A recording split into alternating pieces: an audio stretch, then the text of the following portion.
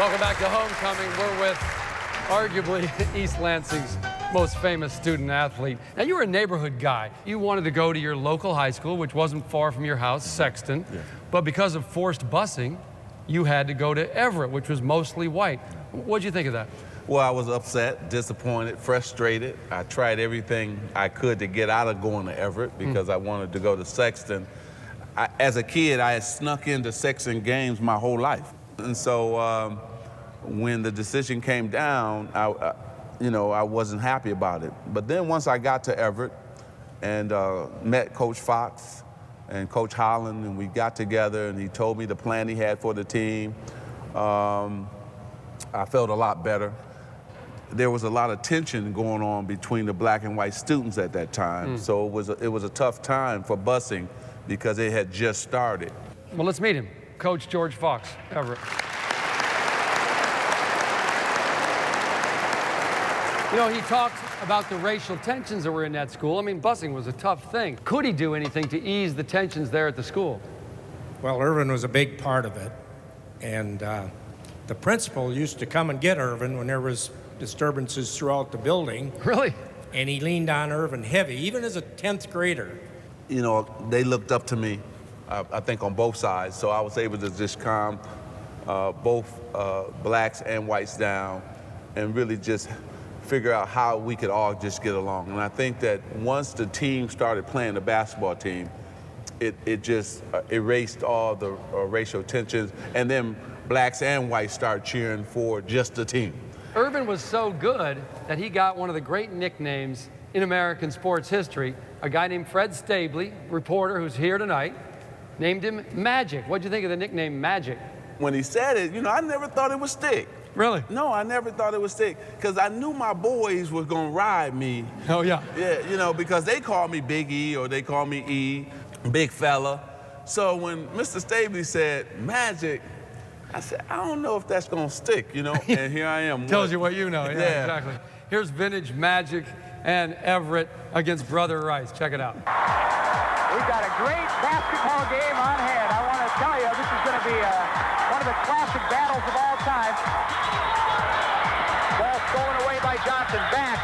He jams it through. Kevin Smith gets the rebound, but it's taken away by Irvin Johnson. Irvin Johnson on the right side goes to the free throw line, turns around, puts it up. It's good. Fields gets it back to Johnson. Johnson feeds inside. It's good. Over to Irvin Johnson. Johnson behind his back. He puts it up and good. This is it, Mike. This is the best right here. Yeah. Because this is what I play for. Yeah. I don't play for stats. I don't care about having my name in the paper. All I care about at the end of the day is winning games and winning the championships. That's all I ever cared about. Now, you went on, you're highly recruited. Well, you got it down to Michigan and Michigan State. Why'd you pick Michigan State? Oh, look. This is it right here. It's so easy. But a big reason for that was this man sitting right here in this suit over here. And I used to come watch him when I was a senior in high school, and he was jumping out the gym. Talking about Gregory Kelser. One time they were playing North Carolina State, and he jumped over the 7'5" guy, I can't remember his name, and he dunked on him so hard. And I looked at my other friend, Jay Vincent, and said, oh, we got to come here. I want to play with that guy, Gregory. When Jay decided to come, and then I said, you know what, I'm going to go ahead and go to Michigan State, and it was the best decision of my life. Well, it was a great decision because you met your future wife, Cookie. Cookie, how are you? Oh.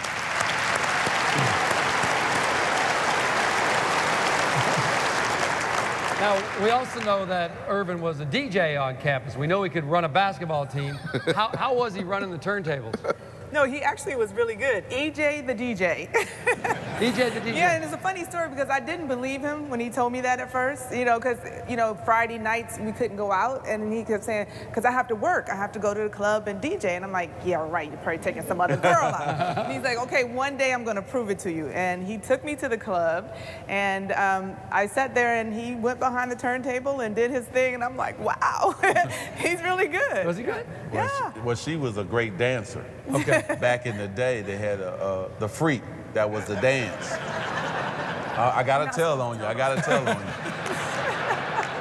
Now, I can't ask her to go down to the floor now because her knees won't. Get back up. Well, back in the day, she used to go all the way down to the floor and bounce back up. I said, I'm marrying that girl.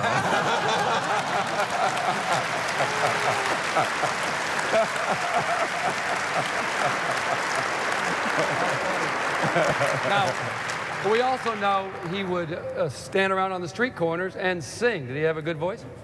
Well, I think only his mother thinks he can really sing. But he loves to sing, and he was always singing. You know, we're so close to Motown. Can you give us just a little My Girl? No. I can't sing. I can't sing now. We might have a little help for you. Hit it, boys. Do-ba-do-do-do-do-ba. I've got sunshine on a cloudy day. When it's cold outside, I've got the month of May. Well,